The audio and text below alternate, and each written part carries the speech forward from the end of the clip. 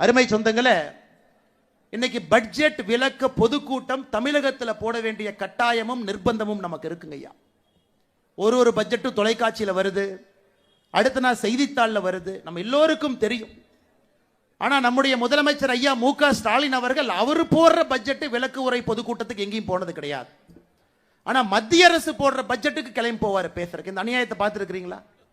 அவர் ஆட்சிக்கு வந்து 4 ஆண்டுகளாக பட்ஜெட் போட்டிருக்காரு. எங்கேயாவது போய் இதுதான் திமுகவினுடைய பட்ஜெட்னு எங்கேயும் பேச.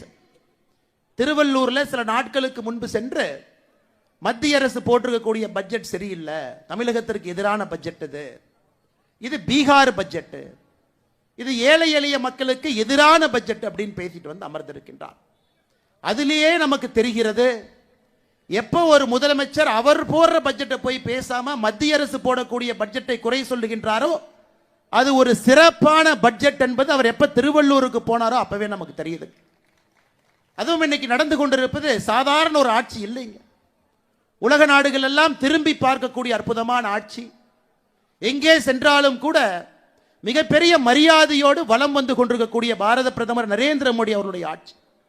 அது பிரான்ஸாக இருக்கட்டும், அமெரிக்காவுக்கு போறாங்க நாளைக்கு, அமெரிக்காவாக இருக்கட்டும், எங்கே சென்றாலும் கூட இன்னைக்கு உலகத்தில் ஒரு தலைவனுக்கு எல்லா இடத்திலும் மிகப்பெரிய மரியாதை இருக்கக்கூடிய மனிதர் நரேந்திர மோடி அவர்கள். சாதாரணமாக கிடைக்கலைங்க. உழைப்புல, அவர் மீது நீங்கள் வைத்திருக்கக்கூடிய நம்பிக்கையில்.